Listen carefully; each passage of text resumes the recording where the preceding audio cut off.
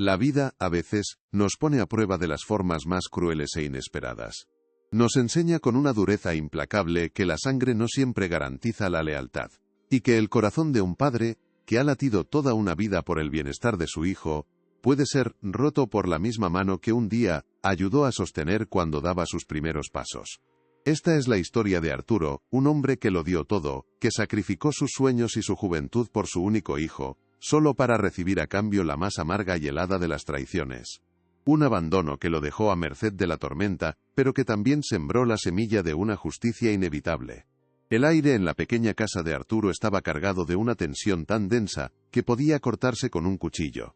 Sentado en su viejo sillón de orejas, el mismo desde el que había leído cuentos a su hijo David décadas atrás, Arturo sentía el peso de las miradas de su nuera, Laura, clavándose en su nuca como afilados puñales. Fuera, las nubes grises se arremolinaban en el cielo, presagiando una tormenta feroz, que parecía ser un reflejo del temporal que se estaba gestando dentro de aquellas 4 paredes, las paredes del hogar que él mismo había levantado con sudor y sacrificio, ladrillo a ladrillo, para su familia. Para David y su esposa la codicia se había convertido en una enfermedad que les había consumido el alma. Llevaban meses susurrando en las esquinas, trazando planes para deshacerse de lo que consideraban su mayor obstáculo. Para ellos, Arturo ya no era un padre, ni siquiera una persona. Se había convertido en un mueble viejo y polvoriento, un gasto innecesario, un estorbo en su brillante camino hacia la vida de lujos que creían merecer. La casa, aquel santuario de recuerdos familiares, era ahora solo un activo financiero que necesitaban liquidar para saldar deudas y satisfacer sus caprichos. La tormenta finalmente estalló, y con ella, la crueldad contenida. La lluvia golpeaba con furia los cristales, mientras David, con el rostro endurecido por una frialdad que no parecía suya, se plantó frente a su padre. «Papá, tenemos que hablar», dijo, y aquellas palabras resonaron como el preludio de una sentencia. Arturo lo miró con sus ojos cansados, todavía buscando en ellos al niño al que había enseñado a andar en bicicleta. «¿Vender la casa? Pero, hijo, esta es mi casa. Es el hogar de tu madre, aquí creciste tú», balbuceó el anciano, con el corazón encogido en un puño helado de incredulidad y pánico. Fue entonces cuando la bestia de la avaricia mostró su rostro más feo. «Ya no», gritó David, con una rabia que intentaba ahogar su propia y diminuta conciencia. «Ahora es solo una carga como tú, no haces más que estorbar. Eres un estorbo, papá». Aquella palabra, estorbo, impactó en el alma de Arturo con la fuerza de un rayo, destrozando en un solo segundo 75 años de amor incondicional y sacrificios silenciosos. El dolor fue tan profundo, tan agudo, que le robó el aliento y las lágrimas, dejándolo vacío y roto, viendo en los ojos de su hijo a un completo y aterrador desconocido. Lo que siguió fue la materialización de la pesadilla. Bajo una lluvia torrencial que parecía llorar por él, David empujó a su propio padre fuera de la casa, arrojándole a los pies una pequeña bolsa con un par de mudas y sus medicinas.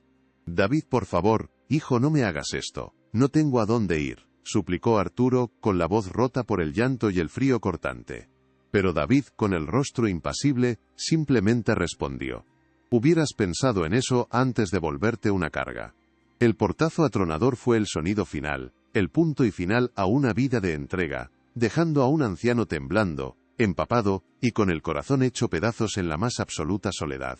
Antes de continuar con esta historia que te va a emocionar hasta las lágrimas, no olvides darle a me gusta, dejar un comentario y suscribirte al canal. Cuéntanos desde qué país nos acompañas, porque estas historias son para todos los que saben lo que significa el amor verdadero y el valor de la familia. Mientras Arturo se enfrentaba a la noche más oscura y solitaria de su existencia, sintiendo cómo cada gota de lluvia se mezclaba con sus lágrimas de abandono, dentro de la cálida casa su hijo y su nuera brindaban con vino. Celebraban su recién adquirida libertad, la venta inminente de la casa y el futuro brillante que les esperaba, un futuro construido sobre los cimientos de la traición y el desprecio. Se sentían inteligentes, victoriosos, dueños de su destino, sin la más mínima sombra de remordimiento por el hombre que se consumía bajo la tormenta. Pero lo que ellos no sabían en su ciega arrogancia, era que el universo tiene un equilibrio perfecto, y que cada acción genera una reacción de igual magnitud. No podían imaginar que aquel acto de crueldad inhumana acababa de poner en marcha una maquinaria invisible, una justicia poética que ya se movía en las sombras. Acababan de sellar su propio destino, y aquel portazo no solo había cerrado la puerta a su padre, sino también a cualquier posibilidad de felicidad, desencadenando una serie de eventos que los haría arrepentirse amargamente por el resto de sus miserables vidas. Para comprender la profundidad de aquella traición, para sentir el verdadero peso de la palabra estorbo, es necesario viajar atrás en el tiempo, a los días en que Arturo no era un anciano frágil, sino un hombre joven y fuerte cuyas manos, expertas en el arte de la carpintería, olían a pino y a barniz. Arturo era un soñador silencioso, un artesano que encontraba poesía en la veta de la madera. Su mayor obra de arte, sin embargo, no fue un mueble, sino la vida que construyó junto a Elena, su esposa. Un amor forjado en la humildad, la risa compartida, y la promesa de un futuro juntos en aquella misma casa que ahora era el epicentro de su dolor. La llegada de David fue como el sol, irrumpiendo tras una tormenta. Llenó cada rincón de la casa con una alegría nueva y desbordante. Para Arturo, aquel pequeño ser era la continuación de sus sueños, la arcilla con la que modelaría un futuro mejor que el suyo. Cada noche, después de jornadas agotadoras en el taller, llegaba a casa y, sin importar el cansancio que le pesara en los huesos, tomaba a su hijo en brazos y le prometía en susurros que nunca le faltaría nada, que sus manos callosas trabajarían sin descanso para que las suyas fueran suaves y pudieran alcanzar cualquier meta que se propusiera. Pero la vida, con su cruel indiferencia, pronto puso a prueba esa promesa. Cuando David tenía apenas 5 años, una grave enfermedad lo postró en cama. Una fiebre que los médicos no lograban controlar y que amenazaba con llevárselo. El tratamiento era costoso, una cifra astronómica que superaba con creces los humildes ahorros de la familia. La desesperación se instaló en el hogar como una niebla fría, y Arturo sintió por primera vez el miedo paralizante de no poder proteger a su hijo, un terror que le helaba el alma y le robaba el sueño. Fue Elena quien, con los ojos llenos de lágrimas pero con una determinación inquebrantable, tomó la decisión. Abrió su viejo joyero, aquel que guardaba los recuerdos de su madre y de su abuela, y sacó el collar de perlas que había usado en su boda. «Véndelo, Arturo», le dijo con la voz rota pero firme. «Las joyas son solo piedras, pero la vida de nuestro hijo es todo». Arturo sintió un dolor agudo al verla desprenderse de su único tesoro familiar, pero en sus ojos vio el mismo amor sacrificial que latía en su propio pecho. Aquella venta pagó el tratamiento y salvó la vida de David. Aquel fue solo el primero de una cadena interminable de sacrificios. Los años que siguieron fueron un borrón de trabajo incesante. Arturo aceptaba todos los encargos, sin importar lo difíciles o mal pagados que fueran. Se levantaba antes del amanecer, cuando las calles aún dormían, y no regresaba hasta bien entrada la noche, con el cuerpo dolorido, y el olor a serrín impregnado en la piel. Sus manos, que una vez fueron ágiles, se volvieron un mapa de cicatrices y callosidades, cada una de ellas, una medalla silenciosa de su devoción paternal. Mientras otros padres disfrutaban de los fines de semana con sus familias, Arturo los pasaba en su taller, reparando muebles ajenos, construyendo escaleras y armarios para otros hogares mientras el suyo apenas tenía tiempo de disfrutarlo. Se privó de todo. Durante años usó los mismos zapatos gastados, la misma chaqueta remendada, porque cada céntimo que ahorraba iba a parar a una cuenta destinada a los estudios de David. Veía el futuro de su hijo como una catedral que él debía construir, y cada sacrificio era un ladrillo más en esa imponente estructura. Pero Arturo guardaba un secreto, una pasión que florecía en las horas más silenciosas de la madrugada. Cuando el resto del mundo dormía, él desplegaba sobre su mesa de trabajo viejos planos y cuadernos llenos de bocetos. Era un inventor nato, un genio anónimo que ideaba soluciones ingeniosas a problemas cotidianos. Fue en esas noches de vigilia, alimentado por el café y la pura pasión, donde nació el diseño de su modelo de ensamblaje de unión reforzada, una pieza que prometía revolucionar la construcción de muebles. No lo hacía por dinero, sino por el puro placer de crear, de dar forma a una idea. Elena era la única que conocía esa faceta suya. Se sentaba a su lado en silencio, observándolo con admiración mientras él dibujaba y calculaba, y le decía con una sonrisa que su mente era un tesoro. Fue ella quien lo animó a registrar la patente, a proteger aquella idea brillante. «Nunca se sabe, Arturo», le decía. «Quizás algún día esto le dé a David el futuro que tanto te esfuerzas en construirle». Con mucho esfuerzo, Arturo reunió el dinero y registró su invento, guardando los documentos en una vieja carpeta en el ático, como un sueño aplazado. La enfermedad se llevó a Elena demasiado pronto, dejando un vacío en el corazón de Arturo que ni todo el serrín del mundo podría llenar. Su muerte fue un golpe devastador, Pero en su lecho de muerte, ella le hizo renovar su promesa. «Cuida de nuestro niño», le susurró con su último aliento. Aquellas palabras se convirtieron en el Evangelio de Arturo. A partir de ese momento, su vida giró única y exclusivamente en torno a David, canalizando todo su amor y su dolor en asegurarse de que su hijo triunfara. La Universidad de David exigió sacrificios aún mayores. Arturo vendió la vieja furgoneta del taller que tanto necesitaba, y empezó a llevar sus herramientas a pie o en autobús. Hubo noches en las que cenaba solo pan con aceite para poder pagar los caros libros de texto de su hijo. Pero nunca se quejó. El día de la graduación de David, Arturo lloró en silencio desde la última fila del auditorio, con el corazón hinchado de un orgullo tan grande que apenas le cabía en el pecho. Sintió que cada herida, cada noche en vela, había merecido la pena.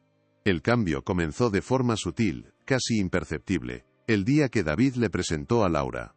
Ella provenía de un mundo diferente, un mundo de apariencias, de cenas en restaurantes caros, y de una ambición fría y afilada.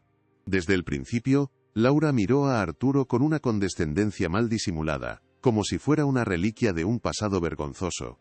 Sus ojos juzgaban la humilde casa, los muebles hechos a mano, la ropa sencilla de su suegro. Para ella, la pobreza no era una circunstancia, sino un defecto del carácter. Poco a poco, el veneno de Laura fue calando en el corazón de David. Empezó a avergonzarse de su origen, de su padre carpintero. Las visitas a la casa familiar se hicieron más cortas y espaciadas, siempre con una excusa a punto. Arturo notaba la distancia, sentía el frío en las palabras de su hijo, pero lo atribuía al estrés del trabajo, a las presiones de la vida adulta, incapaz de concebir que su propio hijo pudiera sentir vergüenza de él. El amor de un padre, a veces, es ciego a la crueldad que tiene delante. David y Laura vivían por encima de sus posibilidades, atrapados en una espiral de deudas para mantener un estilo de vida que no podían permitirse. Un negocio fallido de David los dejó al borde de la quiebra. Fue entonces cuando sus miradas se volvieron hacia la única posesión de valor que quedaba en la familia, la casa de Arturo. El hogar que lo había visto nacer, crecer y amar, se convirtió, en sus mentes codiciosas, en un simple activo inmobiliario, en la solución a todos sus problemas financieros. La transformación de David fue completa y aterradora. El hijo cariñoso por el que Arturo había sacrificado su vida desapareció, reemplazado por un hombre amargado y resentido que veía a su padre no como la fuente de su ser, sino como el principal obstáculo para su felicidad. Empezó a tratarlo con una impaciencia cruel, a responder a sus preguntas con monosílabos cortantes, y a quejarse a sus espaldas del gasto que suponía mantenerlo. Arturo sentía aquella hostilidad como un frío que le calaba los huesos, una soledad que era aún más dolorosa por estar rodeado de su propia familia. No entendía qué había hecho mal. ¿Acaso no les había dado todo? Intentaba hablar con David, preguntarle qué le pasaba, pero solo recibía evasivas, o, peor aún, un silencio cargado de reproche. El ambiente en la casa se volvió irrespirable, una antesala del infierno que estaba por desatarse. Los susurros entre David y Laura se hicieron más frecuentes, sus miradas se volvieron conspiradoras. Planeaban la venta de la casa y, con ella, el destino de Arturo. Para ellos, ya no era una cuestión de si lo harían, sino de cómo. La codicia había devorado cualquier vestigio de compasión, cualquier recuerdo del amor y los sacrificios recibidos. Estaban listos para cometer el acto más vil, convencidos de que era su derecho. El narrador no puede evitar preguntarse cómo es posible que un corazón que ha sido regado con tanto amor pueda volverse un desierto tan árido. ¿En qué momento un hijo olvida las manos que lo alimentaron, los brazos que lo acunaron, la espalda que se dobló para que él pudiera mantenerse erguido? La historia de Arturo es un doloroso recordatorio de que a veces, el mayor sacrificio de un padre no es el trabajo o el dinero, sino el tener que aceptar que ha entregado su vida entera a alguien que no la valora. Y así, mientras la tormenta se gestaba en el cielo, una tormenta aún más oscura se había apoderado del alma de David. No veía al hombre que había vendido el recuerdo de su esposa para salvarle la vida. No veía al artesano que había renunciado a sus sueños para financiar los suyos. Solo veía un obstáculo. Un mueble viejo. Un estorbo. Una palabra que estaba a punto de pronunciar, sin saber que al hacerlo, no solo rompería el corazón de su padre, sino que también firmaría su propia y devastadora sentencia.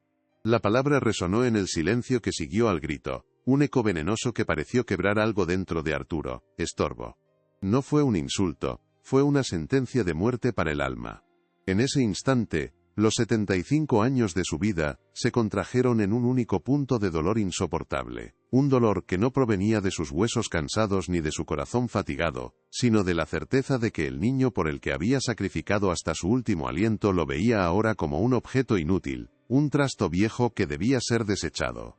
El aire se le escapó de los pulmones y por un segundo el mundo se volvió borroso, una acuarela de colores tristes y descompuestos. David ya no era su hijo.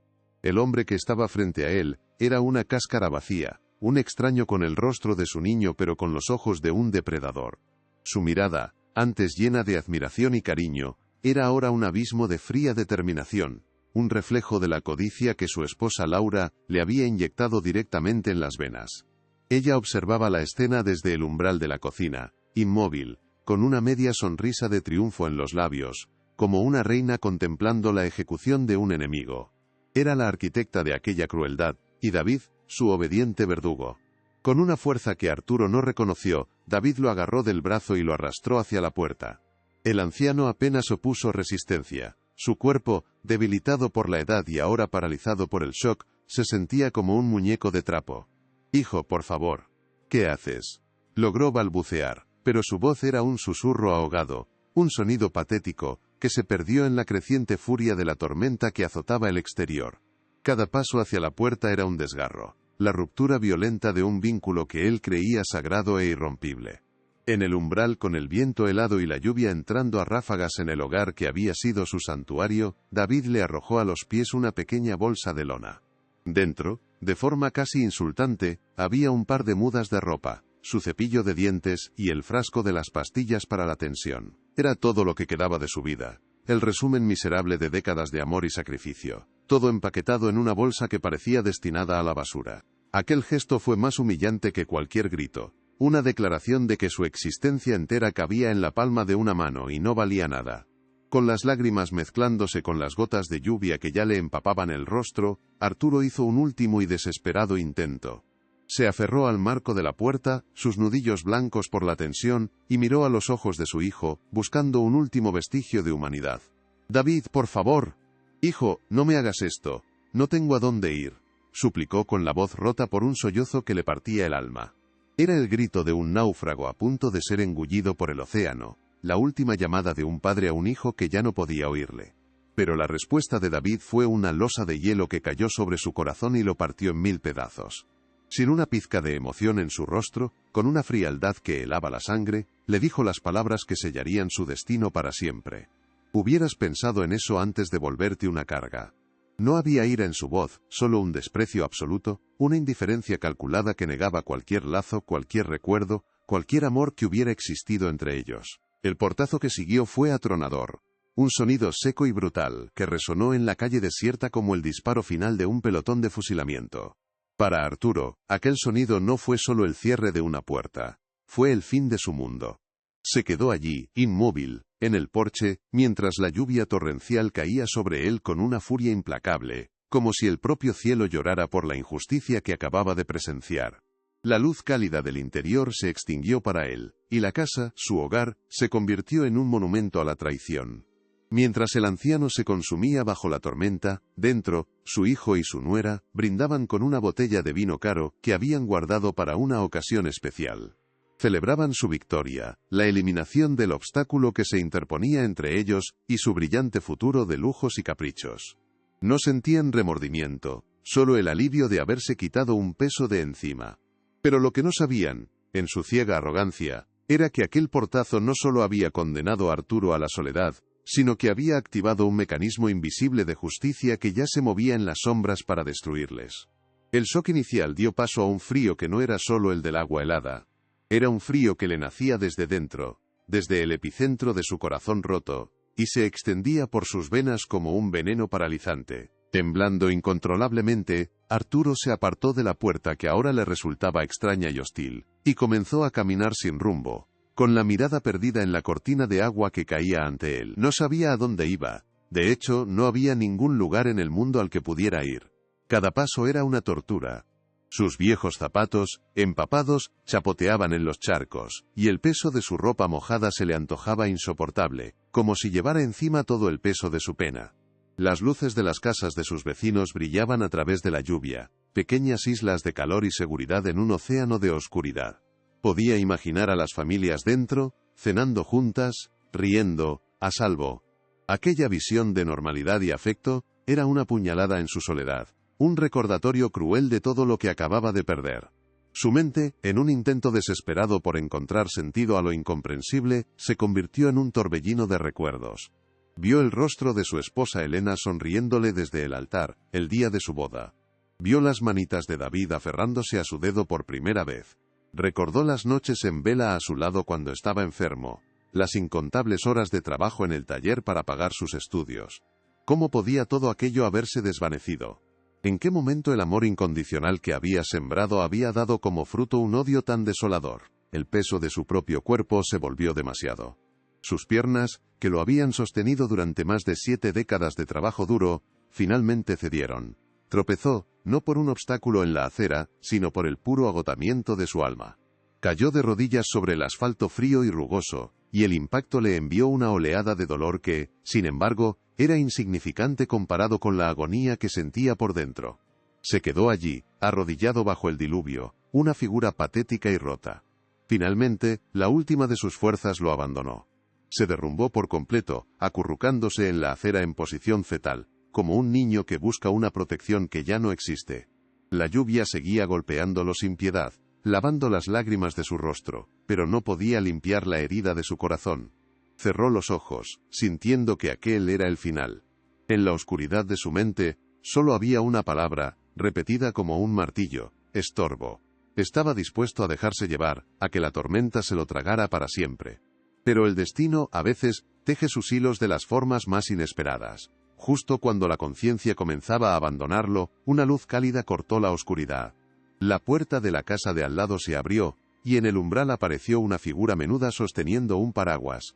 Era Isabel, su vecina de toda la vida, una mujer viuda y de corazón bondadoso que había oído los gritos y el portazo, y cuyo instinto le dijo que algo terrible había sucedido. La expresión de Isabel pasó del desconcierto al horror, en una fracción de segundo al ver a Arturo tirado en el suelo, empapado y temblando. Sin pensárselo 2 veces corrió hacia él, el paraguas apenas protegiéndola de la furia de la tormenta. «Arturo, por el amor de Dios, ¿qué ha pasado?» «¿Estás bien?», exclamó, su voz cargada de una genuina y urgente preocupación. Era la primera muestra de humanidad que Arturo recibía en lo que le pareció una eternidad. Con un esfuerzo que parecía sobrehumano, Isabel lo ayudó a ponerse en pie. El cuerpo de Arturo era un peso muerto, pero la determinación de aquella mujer era más fuerte que su fragilidad física. Lo rodeó con sus brazos, medio arrastrándolo, medio sosteniéndolo, y lo guió hacia el interior de su casa, hacia el calor y la seguridad. El contraste era devastador. La misma noche, su propio hijo lo había empujado a la tormenta, mientras una vecina lo rescataba de ella. Al cerrar la puerta, Isabel no solo estaba protegiendo a un anciano desvalido del frío de la noche. Sin saberlo, estaba encendiendo una pequeña llama de esperanza en la más profunda oscuridad. Aquel simple acto de compasión, nacido de la bondad de un corazón puro, acababa de poner en marcha una cadena de acontecimientos que traería consigo una justicia poética tan inevitable y devastadora como la propia tormenta. Para David y Laura, el reloj había comenzado a correr hacia su perdición. Dentro de la casa de Isabel, el tiempo pareció transcurrir de una forma diferente. Las primeras horas se convirtieron en días, y los días en semanas, y cada amanecer traía consigo un pequeño milagro para Arturo. El calor de un hogar, la amabilidad de una conversación sin segundas intenciones, el simple placer de un café compartido en silencio. Poco a poco, el hombre encorvado por la pena comenzó a enderezar la espalda. La mirada vacía y perdida que reflejaba la tormenta de su alma empezó a recuperar un brillo tenue, como una brasa que se niega a extinguirse. Isabel, con su paciencia infinita y su bondad sin fisuras, no solo le había dado un techo, sino que le estaba devolviendo la dignidad que su propio hijo le había arrebatado. Mientras tanto, a pocas calles de distancia, David y Laura vivían en una burbuja de euforia y codicia. La casa, ya vacía de los muebles y los recuerdos de Arturo, se sentía más grande, más luminosa, como un lienzo en blanco sobre el que proyectaban sus sueños de grandeza. Ya habían recibido una oferta de un comprador, y fantaseaban en voz alta con el crucero por el Mediterráneo, el coche de alta gama, y la ropa de marca que comprarían en cuanto tuvieran el dinero en sus manos. El recuerdo de Arturo se había desvanecido para ellos, reducido a un inconveniente del pasado, una nota a pie de página en su gloriosa historia de éxito. El día de la mudanza final llegó, cargado de un sol radiante que parecía burlarse de la oscuridad que anidaba en sus corazones. Solo quedaban por limpiar los trastos del ático aquel cementerio de memorias que Arturo había acumulado durante toda una vida. Subieron las escaleras con desgana, las narices arrugadas por el olor a polvo y a tiempo detenido. Para Laura, cada objeto era un pedazo de basura, un testimonio de la vida humilde de la que tanto se avergonzaban. Hay que tirar todo esto, repetía como una letanía, mientras señalaba con desdén las cajas llenas de herramientas viejas y fotografías en blanco y negro. Fue David quien, rebuscando en un viejo baúl de madera, encontró la carpeta. Era de cartón amarillento, con los bordes gastados por el paso de los años. En la cubierta, escrita con la caligrafía pulcra y metódica de su padre, se leía: Patente de diseño industrial, modelo de ensamblaje de unión reforzada. La abrió sin el más mínimo interés, hojeando los planos técnicos y las descripciones detalladas con una mueca de aburrimiento. Recordaba vagamente las noches en que su padre se quedaba hasta tarde en el taller, dibujando y murmurando para sí mismo. Siempre lo había considerado una excentricidad inofensiva, una pérdida de tiempo. «Bah, tonterías de papá», dijo con un suspiro de fastidio, y con un gesto que sellaría su destino para siempre, lanzó la carpeta a una gran bolsa de basura negra que habían preparado para los desechos. Aquel movimiento, tan casual y cargado de desprecio, fue el equivalente a arrojar un billete de lotería premiado al fuego. En ese instante, sin saberlo, David acababa de renunciar a la fortuna que tanto anhelaba, tirando por la borda, no solo los sueños de su padre, sino también su única posibilidad de redención y prosperidad. Terminaron de limpiar el ático, y bajaron al salón, ahora un espacio hueco y resonante.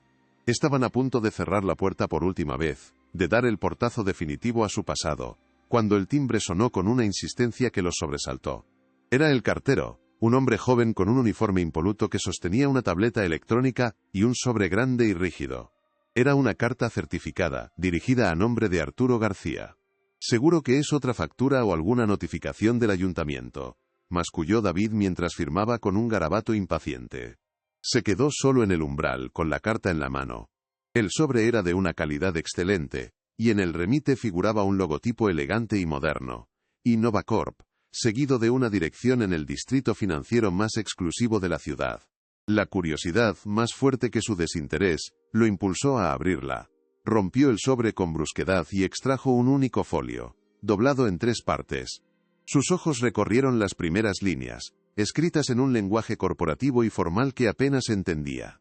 Pero entonces, una serie de palabras capturaron su atención y le provocaron un escalofrío. «Estimado señor García», comenzaba la carta, «nos dirigimos a usted en referencia a su patente registrada con el número 78B45, correspondiente al diseño del modelo de ensamblaje de unión reforzada».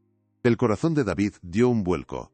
La misma frase, la misma que había leído en la carpeta polvorienta apenas una hora antes. Un sudor frío comenzó a perlarle la frente mientras sus ojos saltaban de una palabra a otra, tratando de encontrarle un sentido a aquella extraña coincidencia. ¿Qué podía querer una multinacional tecnológica de las tonterías de su padre? Siguió leyendo, y fue entonces cuando el mundo se detuvo. La carta era una oferta formal de adquisición. Innovacorp, tras meses de análisis y pruebas, había determinado que el diseño de Arturo era revolucionario y deseaba comprar los derechos exclusivos de la patente para su nueva línea de mobiliario inteligente. David llegó al final del párrafo, al lugar donde la cifra estaba escrita tanto en letras como en números, y sintió que el aire le abandonaba los pulmones. No podía ser real. Tuvo que leerlo 3, 4, 5 veces, pero el número no cambiaba. 5 millones de euros. El papel temblaba en su mano, que de repente parecía no pertenecerle. Su rostro, antes sonrosado por la satisfacción, había adquirido una palidez cerúlea, la de un hombre que acaba de ver un fantasma. Laura, que lo observaba desde el coche con impaciencia, se bajó al ver su estado. «¿Qué pasa? ¿Estás bien? Pareces un muerto», le dijo, con su habitual tono cortante. Sin mediar palabra, David le tendió la carta. Ella la cogió con fastidio, pero su expresión cambió drásticamente a medida que leía. El color también desapareció del rostro de Laura. Sus ojos, normalmente fríos y calculadores, se abrieron hasta desorbitarse, fijos en la cifra que brillaba en el papel como un sol negro. La carta se le escapó de los dedos y flotó hasta el suelo. pero ninguno de los dos se movió para recogerla. Se quedaron allí, inmóviles en el umbral de la casa vacía, atrapados en un silencio denso y aterrador, escuchando únicamente el latido ensordecedor de sus propios corazones codiciosos. El estorbo que habían echado a la calle era millonario. Y entonces, como un relámpago que ilumina una escena de horror, la imagen del ático volvió a sus mentes con una claridad brutal. Vieron a David, con su sonrisa de superioridad, lanzando la carpeta a la bolsa de basura. Escucharon sus propias palabras resonando en sus cabezas. «Bah, tonterías de papá». En ese preciso instante, comprendieron la magnitud catastrófica de su error. No era solo un error, era una condena. Habían tenido un tesoro en sus manos, y, en un acto de arrogancia y desprecio, lo habían tirado a la basura. El shock dio paso a un pánico visceral, una oleada de adrenalina y desesperación que los sacó de su parálisis. «¡La basura!», gritó David, con la voz rota por el pánico. Corrieron hacia el rincón donde habían apilado las bolsas negras, pero ya no estaban. El espacio estaba terriblemente vacío. Su mirada se cruzó en un entendimiento mudo y espantoso. El camión de la basura. Había pasado esa misma mañana. Era demasiado tarde. Se precipitaron hacia la calle, mirando en ambas direcciones como si esperaran un milagro. Pero la calle estaba tranquila, bañada por el sol de mediodía. A lo lejos, apenas perceptible, escucharon el zumbido distante del motor del camión de la basura al girar en la siguiente esquina. Aquel sonido, que normalmente pasaba desapercibido, se convirtió para ellos en la marcha fúnebre de sus sueños, la banda sonora de su propia y devastadora estupidez. Volvieron a entrar en la casa, derrotados. El silencio que los había paralizado momentos antes, fue reemplazado por una tormenta de acusaciones. La fina capa de complicidad que los unía, cimentada únicamente en la avaricia, se hizo añicos. «Tú lo tiraste.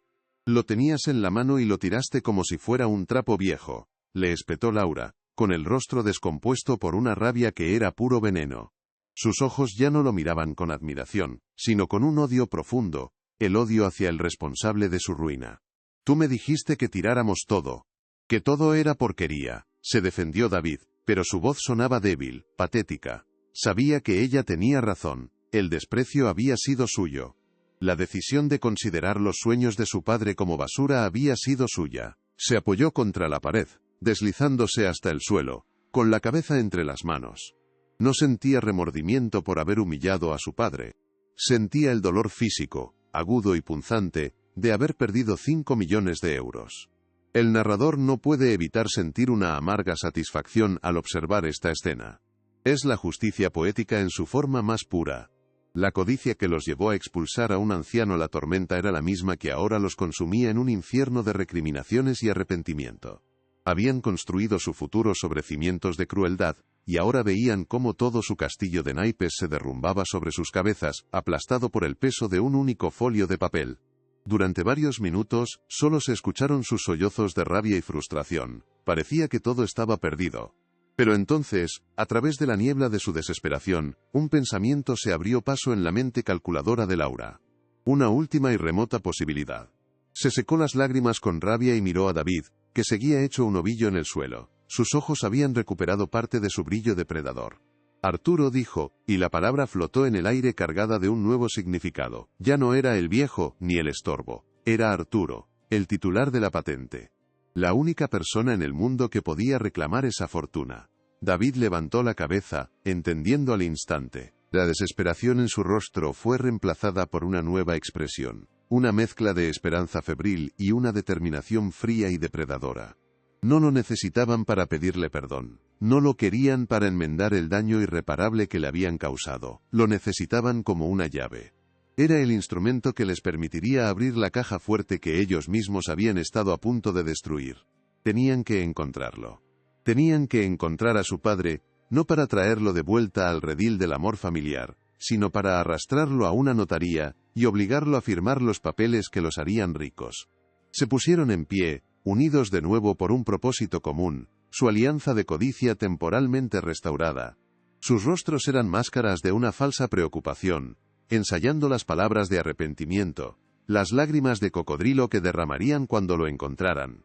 Se sentían inteligentes, creyendo que aún podían manipular la situación a su favor, que el corazón de un padre siempre perdona. Pero lo que ellos no sabían era que el hombre que habían echado a la calle ya no existía. No podían imaginar que en la casa de Isabel, Arturo no solo había encontrado refugio, sino también la fuerza para enfrentarse a ellos. Acababan de iniciar una cacería, pero el cazador no era quien ellos pensaban. Estaban a punto de enfrentarse a la consecuencia final de sus actos, y descubrirían de la forma más dolorosa que el amor de un padre, una vez que se rompe, no se puede comprar de nuevo, ni siquiera con 5 millones de euros. La búsqueda fue un descenso a los infiernos de su propia creación. Durante días, David y Laura se movieron por la ciudad como almas en pena, impulsados por una fiebre que no era de preocupación, sino de pura y descarnada avaricia. Cada llamada a un hospital era una tortura, no por el miedo a encontrar a un padre herido, sino por el terror a que la fortuna se les hubiera escapado para siempre. Cada conversación con antiguos vecinos era un ejercicio de actuación, forzando una angustia que no sentían. Una angustia que se transformaba en rabia sorda cada vez que una puerta se cerraba sin ofrecerles una pista. El mundo parecía haberse tragado a Arturo, y con él, los 5 millones de euros que ya sentían suyos. Finalmente, un antiguo compañero del taller de Arturo, un hombre de pocas palabras y mirada penetrante que nunca se había fiado de ellos, les dio la dirección de Isabel. Se precipitaron hacia el barrio que habían abandonado con tanto desdén, el coche de segunda mano protestando en cada esquina, y al llegar, la escena que encontraron los dejó sin aliento.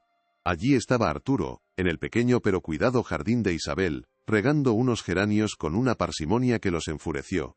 No era el anciano frágil y derrotado que habían arrojado a la tormenta. Vestía ropa limpia, su espalda estaba más erguida y en su rostro había una serenidad que no le habían visto en años. El pánico se apoderó de David. Aquella imagen de paz era una amenaza directa a sus planes. Sin pensar, se lanzó fuera del coche, corriendo hacia su padre con un rostro descompuesto por una pena que era una obra maestra de la hipocresía. «Papá, papá, por fin te encuentro», gritó, con la voz quebrada por sollozos ensayados. «Estábamos tan preocupados. No sabíamos dónde estabas, hemos recorrido toda la ciudad buscándote». Intentó abrazarlo, pero Arturo, con un movimiento sutil pero firme, dio un paso atrás, creando una barrera invisible pero infranqueable entre ellos. Laura no tardó en unirse al teatro. Se acercó con pasos lentos, llevándose una mano al pecho como si su corazón no pudiera soportar la emoción del reencuentro. Sus ojos, expertos en el arte del engaño, se llenaron de lágrimas de cocodrilo. «Arturo, por favor, tienes que perdonarnos», suplicó con una voz melosa que goteaba veneno. «Lo que hicimos no tiene nombre. Estábamos ciegos, ahogados por las deudas y el estrés. Por favor, Arturo, vuelve a casa. A tu casa. Te necesitamos con nosotros». Se sentaron en el pequeño salón de Isabel, un espacio humilde pero lleno de una calidez que contrastaba brutalmente con la frialdad que David y Laura emanaban. Ellos continuaron con su actuación, desgranando un rosario de excusas y falsas promesas, pintando un futuro idílico en el que volverían a ser una familia feliz. Hablaban sin parar, atropelladamente, como si el silencio pudiera dar paso a una verdad que no querían afrontar. Mientras, Arturo los observaba con una calma gélida que los desarmaba, una quietud que era mucho más intimidante que cualquier grito. A su lado, como una roca silenciosa, permanecía Isabel. No dijo una sola palabra, pero su presencia era un poderoso mensaje. Sus brazos estaban cruzados y su mirada, fija en David y Laura, era un juicio implacable.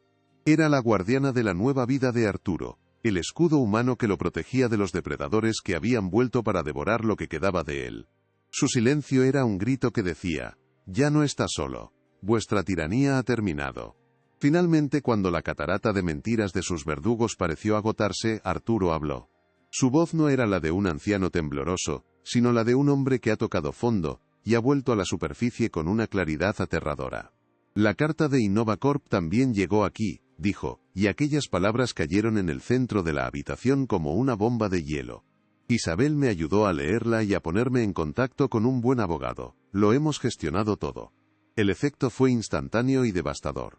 Las máscaras de preocupación y arrepentimiento se hicieron añicos, revelando los rostros contraídos por la codicia y el pánico. David se quedó con la boca entreabierta, una súplica de perdón a medio formular muriendo en sus labios. Laura palideció, y sus ojos, antes húmedos de falsas lágrimas, se secaron para convertirse en dos pozos de cálculo y rabia.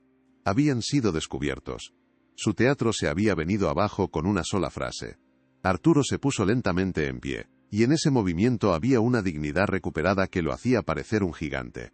Los miró, ya no con el dolor de una víctima, sino con la triste compasión de un juez, que debe dictar una sentencia inevitable. No habéis venido a buscar a vuestro padre, continuó, y cada palabra era un martillazo en el ataúd de su relación. Habéis venido a buscar vuestra cuenta bancaria. Creíais que podríais manipular al viejo estúpido una vez más. Se detuvo frente a David, que encogió los hombros, incapaz de sostener la mirada del hombre al que había despreciado. La palabra que usaste, hijo, dijo Arturo, y la palabra hijo sonó extraña, como un eco de un pasado lejano. Estorbo. Esa palabra me rompió el corazón en 1000 pedazos, pero también fue un regalo. Me abrió los ojos. Me hizo darme cuenta de que durante años no he sido vuestro padre, sino vuestro cajero automático, vuestro sirviente, vuestro problema a resolver. El aire en la habitación se volvió irrespirable, la tensión era tan densa que podía masticarse. David y Laura permanecían petrificados, atrapados en la telaraña de su propia mentira, escuchando la verdad que habían intentado enterrar bajo capas de crueldad y autoengaño. No había escapatoria. El hombre al que consideraban débil e insignificante, se había convertido en su verdugo moral, y sus palabras eran el filo de la navaja. Arturo caminó hacia la ventana, dando la espalda a su hijo, como si la visión de su rostro le causara un dolor físico. Ese dinero, continuó, con la voz cargada de una emoción contenida, esa patente que tanto ansiáis ahora, no es solo un trozo de papel. Es el fruto de mis noches en vela. Son las horas que le robé al sueño, después de jornadas de 12 horas en el taller, para poder pagarte los estudios que te han convertido en el hombre que eres hoy. Se giró de nuevo para enfrentarlos, y en sus ojos había una resolución de acero. Esa idea nació del amor, del sacrificio. Era mi sueño para ti. Y tú, David, lo cogiste entre tus manos y, sin siquiera mirarlo, lo arrojaste a la basura, junto con todos los recuerdos de tu madre, junto con mi dignidad. Lo despreciaste. Me despreciaste a mí. Y eso, concluyó con una finalidad escalofriante, no tiene precio ni perdón. Laura, recuperándose del shock, intentó un último y desesperado ataque. Su voz ya no era melosa, sino un siseo venenoso. ¿Y qué vas a hacer, Quedarte todo el dinero tú solo. Después de todo lo que hemos hecho por ti, te hemos aguantado todos estos años. Aquellas palabras, nacidas de la pura frustración de la avaricia, fueron el último clavo en su ataúd. Mostraron su verdadera naturaleza sin ningún tipo de filtro. Arturo la miró con una pena infinita. No, Laura. No lo entiendes. Este dinero nunca fue para mí, dijo con calma. Siempre fue para construir algo, para dejar un legado, y eso es exactamente lo que voy a hacer. Su mirada se suavizó al posarse en Isabel, que le devolvió una sonrisa de apoyo incondicional. Aquella sonrisa era la prueba de que el amor verdadero y desinteresado todavía existía en el mundo. Fue entonces cuando Arturo pronunció la sentencia final, las palabras que sellarían su destino para siempre. La casa ya está vendida. Firmé los papeles ayer con el nuevo propietario, un hombre que sí valora el trabajo de un viejo carpintero, anunció, y vio cómo la última esperanza se desvanecía de los ojos de David. Y en cuanto al dinero de la patente, no veréis ni un solo céntimo. Hizo una pausa, dejando que el peso de sus palabras los aplastara. David comenzó a negar con la cabeza, un murmullo de protesta formándose en sus labios, pero Arturo lo silenció con una sola mirada, la mirada de un padre que, por primera vez, se ponía a sí mismo en primer lugar. Habéis demostrado que el único valor que entendéis es el del dinero. Y como me habéis enseñado que para vosotros no tengo ningún valor como persona, he decidido que tampoco lo tendré como banco. Fuera de esta casa, ordenó con una voz que no admitía réplica, no quiero volver a veros nunca más. Ya no sois mi familia. Aquella última frase fue la más devastadora de todas. No fue un grito de rabia, sino una constatación fría y objetiva. La amputación de un miembro gangrenado para salvar el resto del cuerpo. Les quitó el único poder que creían tener sobre él, el vínculo de sangre. David y Laura se quedaron paralizados, el rostro descompuesto por una mezcla de incredulidad y furia impotente. La realidad de su situación los golpeó con la fuerza de un tren de mercancías. Lo habían perdido todo. No solo los 5 millones de euros, sino la casa, el respeto y el último vestigio de amor que su padre pudiera haber albergado por ellos. Su arrogancia los había llevado a un callejón sin salida. Se levantaron como autómatas, sus movimientos torpes y carentes de la soberbia que los había caracterizado.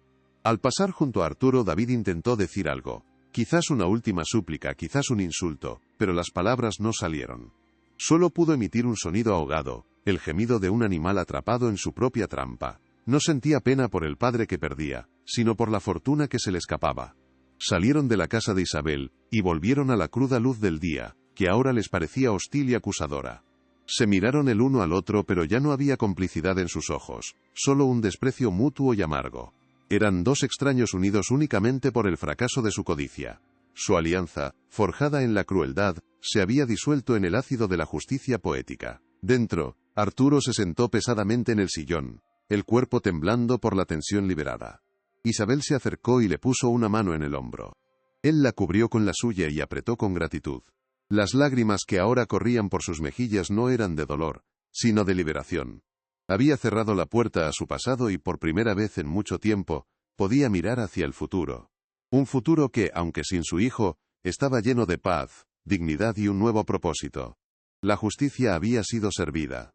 El viaje de vuelta en el coche fue un suplicio silencioso, una tortura mucho peor que cualquier grito. El aire dentro del habitáculo era tan denso y cargado de odio que parecía imposible respirar. David apretaba el volante con tanta fuerza que sus nudillos se habían vuelto blancos, mientras Laura miraba por la ventanilla con el rostro convertido en una máscara de puro desprecio. Ya no eran cómplices, ni siquiera eran un matrimonio. Se habían transformado en dos extraños unidos únicamente por la ruina de sus ambiciones compartidas. Cada semáforo en rojo, cada cruce, era un recordatorio insoportable del callejón sin salida al que su propia codicia los había conducido.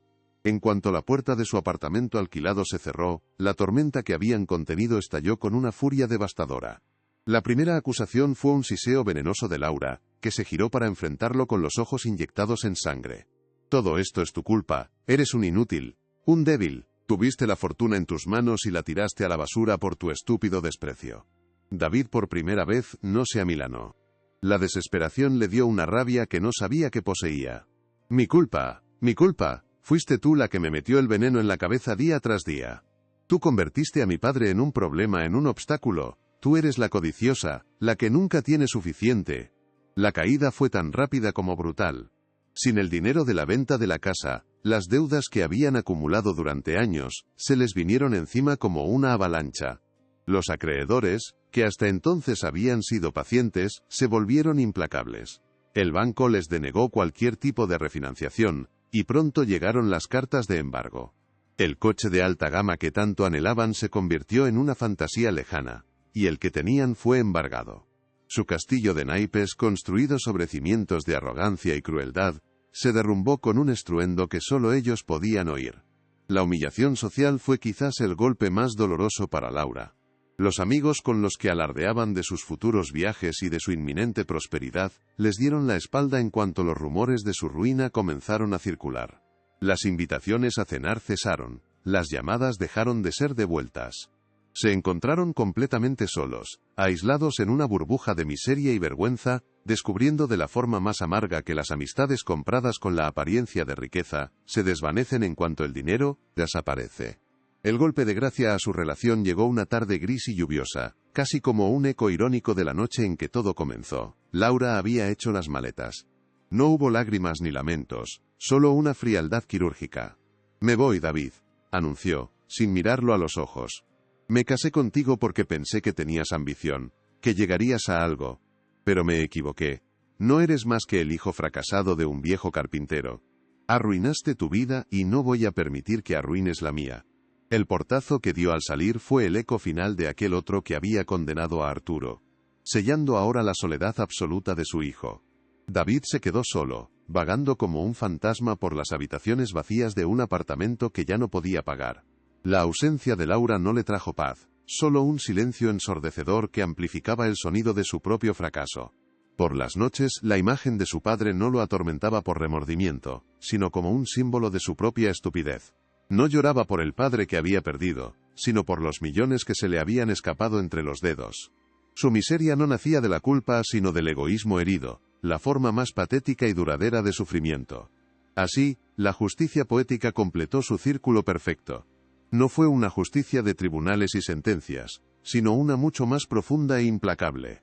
David y Laura no solo perdieron el dinero. Perdieron su hogar, sus amigos, su estatus y finalmente el uno al otro. Cosecharon exactamente lo que habían sembrado, una vida tan vacía y desolada como sus propios corazones. El universo les había devuelto, con intereses, todo el desprecio que ellos habían repartido, condenándolos a vivir para siempre en la prisión de su propio arrepentimiento material. Un año después, en un día radiante de primavera, un edificio completamente renovado abría sus puertas en el antiguo barrio de Arturo. En la fachada, unas letras de bronce pulido brillaban bajo el sol. Fundación Elena García. Era un centro de día para personas mayores sin recursos, un lugar luminoso y lleno de vida, donde la risa y la conversación habían reemplazado al silencio y la soledad.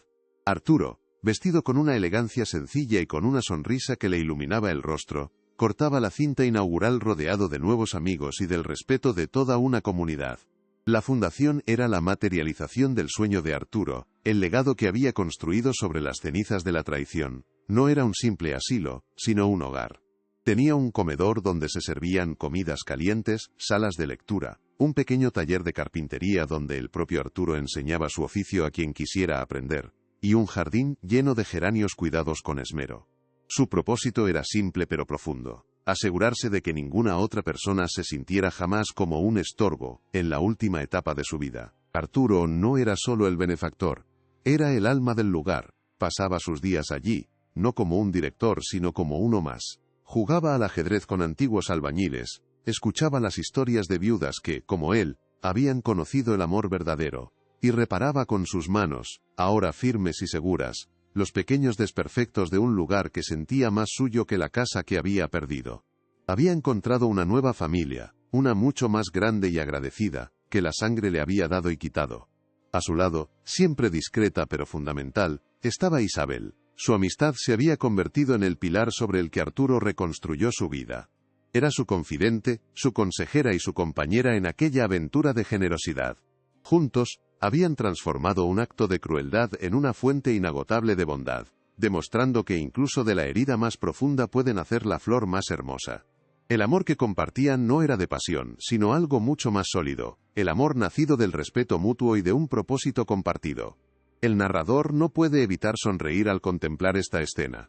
Arturo había convertido el dinero, ese catalizador de la codicia de su hijo, en una herramienta para el bien. Honraba la memoria de su esposa Elena no con una lápida de mármol frío, sino con la calidez de cientos de vidas tocadas por su generosidad. Había demostrado que la verdadera riqueza no consiste en acumular, sino en repartir, y que un legado no se mide en euros, sino en la cantidad de sonrisas que dejas atrás. Una noche, en un bar de mala muerte al otro lado de la ciudad, David vio en las noticias de la televisión un reportaje sobre el éxito de la Fundación Elena García. Vio a su padre, rodeado de gente que lo aclamaba, hablando con una serenidad y una autoridad que nunca le había conocido. El presentador lo describía como un filántropo, un ejemplo para la comunidad. David apartó la vista, incapaz de soportar la imagen, y apuró su copa con un gesto de rabia impotente. El sentimiento que lo invadió no fue orgullo, ni siquiera arrepentimiento por sus actos. Fue una oleada de envidia pura y corrosiva, un veneno que le quemó las entrañas. Vio a su padre feliz, respetado y rico, y solo pudo pensar en lo que él había perdido, en lo que debería haber sido suyo. No había aprendido la lección. Seguía atrapado en la misma mentalidad que lo había llevado a la ruina, condenado a ver la felicidad ajena como un insulto personal. Y esa fue su verdadera condena, mucho peor que la pobreza o la soledad. David y Laura estaban destinados a vivir el resto de sus días, sabiendo que habían tenido en sus manos un tesoro de valor incalculable, no la patente, sino el amor incondicional de un buen hombre. Y lo habían cambiado por nada. La vida les había dado una lección devastadora. Quien desprecia sus raíces está condenado a vivir sin un árbol que le dé sombra, vagando para siempre bajo el sol abrasador de su propia y amarga cosecha. Arturo, mientras tanto, se sentaba a menudo en un banco del jardín de su fundación, al atardecer. Miraba las flores, escuchaba las risas lejanas y sentía una paz que nunca antes había conocido. A veces, sacaba de su cartera una vieja fotografía de Elena, gastada por los años, y le sonreía como si pudiera verla. Había perdido un hijo, pero había ganado un propósito. Y en ese intercambio, había encontrado la verdadera fortuna, esa que no se puede depositar en un banco, pero que llena el alma hasta el último de tus días.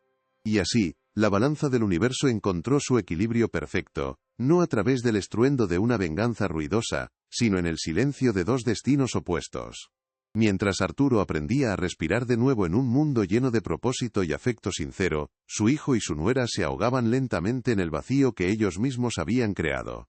Su castigo no fue la pobreza material, sino la condena de vivir para siempre con el fantasma de lo que pudieron tener y el recuerdo imborrable del tesoro que despreciaron, descubriendo que el infierno no es un lugar sino un estado del alma del que no se puede escapar. La historia de Arturo nos deja una lección tan antigua como el tiempo mismo. La verdadera riqueza, aquella que perdura más allá de las posesiones y las cuentas bancarias, no se puede medir en euros. Reside en el calor de un hogar construido con respeto, en la lealtad de una mano amiga, y en la paz interior que solo se alcanza cuando se vive una vida digna. Arturo, al final de su camino, se convirtió en el hombre más rico del mundo, no por los millones de su patente, sino porque estaba rodeado de un amor que no se podía comprar ni vender. Aquella palabra, estorbo, se convirtió en el epitafio de la relación de David con su padre, y, a la vez, en la profecía de su propio futuro. Al reducir a su padre a un simple obstáculo, se fingió, con acento agudo a sí mismo, incapaz de ver que ese estorbo era en realidad el pilar que había sostenido toda su vida. La vida, con su cruel ironía, le devolvió su propio desprecio, convirtiéndolo a él en un verdadero estorbo para el mundo, un hombre sin valor, sin amor y sin propósito, perdido en la tormenta de su propia y miserable cosecha. Porque hay heridas que el tiempo no puede curar, y traiciones que ningún falso arrepentimiento puede enmendar. David y Laura no buscaron el perdón, buscaron una segunda oportunidad para manipular, para usar a su padre como una llave que abriera la puerta a la fortuna. No entendieron que el corazón de un padre, una vez roto de una forma tan brutal, puede seguir latiendo, pero ya no por aquellos que lo hicieron pedazos. El amor que se da por sentado es el primero que se pierde para siempre.